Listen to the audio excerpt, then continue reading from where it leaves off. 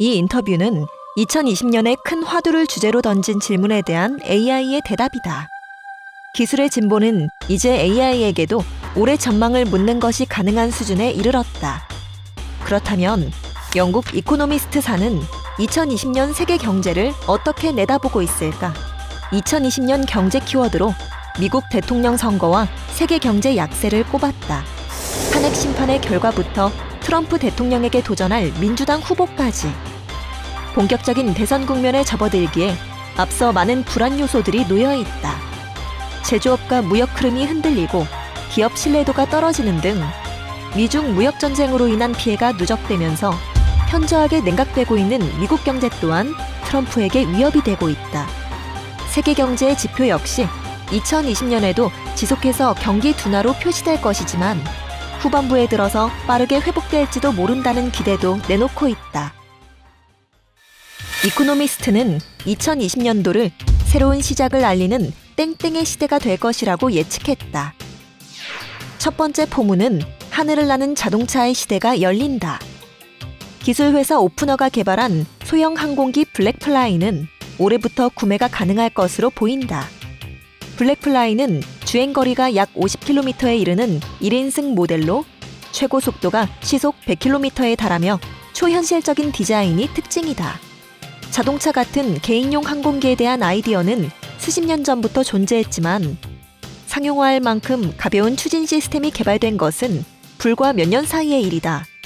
전기 자동차의 추진 동력으로 사용되는 리튬이온 배터리와 가벼운 기체, 그리고 프로펠러를 회전시키는 최첨단 전기 모터가 결합하면서 재충전 없이 사람 한두 명을 수십 킬로미터까지 이동시키는 기술이 실현된 것이다. 이젠 얼리어답터들이 소형 개인용 항공기를 포스팅하는 날이 곧 오지 않을까? 두 번째, 단 한 명의 환자를 위한 맞춤 치료의 시대가 온다. 인간의 유전체 중 하나의 DNA에만 오류가 생겨도 치명적 질환이 발생하는데 전 세계 수천만 명의 사람들이 그 영향으로 고통받고 있다. 2019년 7월 로안 세스는 트위터에 글을 올렸다.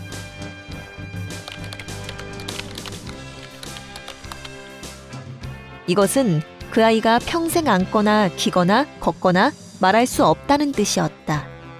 하지만 세스는 자신이 포기하지 않을 것이며 안티센스 올리고뉴클레오티드라는 기술을 이용해 한 사람을 위한 맞춤 치료제를 개발할 것이라 밝혔다.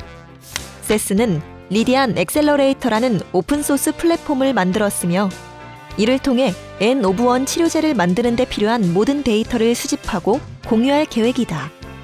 2020년 웹사이트에서 ASO 신약을 개발하고 리디아에게 투여하는 과정을 실시간으로 확인할 수 있을 예정인데 앞으로 의료산업 전체를 흔들어 놓을 만한 잠재력이 있는 N 오브 1 치료제의 성장을 기대해 볼 수 있지 않을까? 셋째, 만 65세에서 75세 사이의 젊은 노인을 지칭하는 요이드의 시대가 온다. 제2차 세계대전 이후 출산율이 매우 높았던 베이비붐 세대들은 2020년부터 본격적인 은퇴 연령인 만 65세에 도달하는 시기가 된다. 선진국에서 2000년 전체 인구의 약 8%를 차지했던 만 65세에서 75세 사이의 인구 비중은 2020년 11%까지 증가한다. 하버드대학교 평생교육원을 수강하는 성인 및 은퇴자는 이미 일반 학부생 수를 뛰어넘었고 독일의 트럭 제조회사와 보험회사를 대상으로 진행한 연구는 고령 근로자들이 평균보다 더 높은 생산성을 보인다는 사실을 밝혀냈다. 시민들이 더 오래 일하고 더 건강하면 연금과 보건 분야의 지출은 낮아지고 결과적으로 전반적인 삶의 질이 높아질 것이다. 따라서 향후 몇 년간 그들이 순순히 은퇴하지 않는다는 사실만 빼면 젊은 노인이란 새로운 정체성을 갖고 지금껏 그랬듯이 세상을 바꿀 것이다. 지난 수십 년간 미래학자들은 2020년을 두고 어떤 예측을 했을까? 1990년대 초에는 2020년 중국이 최대의 경제 대국으로 나아가고 있을 것이며 일본 경제가 고령화로 인해 위축되리라는 예측은 상대적으로 어렵지 않았다. 하지만 PC와 휴대폰이 한창 개발 중이고 아직 인터넷이나 검색 엔진이 등장하지도 않았던 그 시절에 기술이 통신 환경을 어떻게 변화시킬지 정확히 내다보는 것은 불가능했다. 게다가 2007년까지만 해도 세상에는 스티브 잡스가 선언한 것처럼 모든 것을 바꿀 디지털 기기인 아이폰이 존재하지 않았다. 그렇다면 우리는 30년 후 먼 미래를 어떻게 예측하고 있을까? 이코노미스트는 30년 후 지구상에 약 100억 명의 인구가 살게 될 것이며 각 지역을 가르는 가장 뚜렷한 통계학적 지표가 바로 연령이 될 것이다. 또한 세계 인구의 약 4분의 3이 중산층에 편입될 것이라 예언한다. 새로운 10년의 시작은 다가올 미래를 내다볼 명분을 제공한다.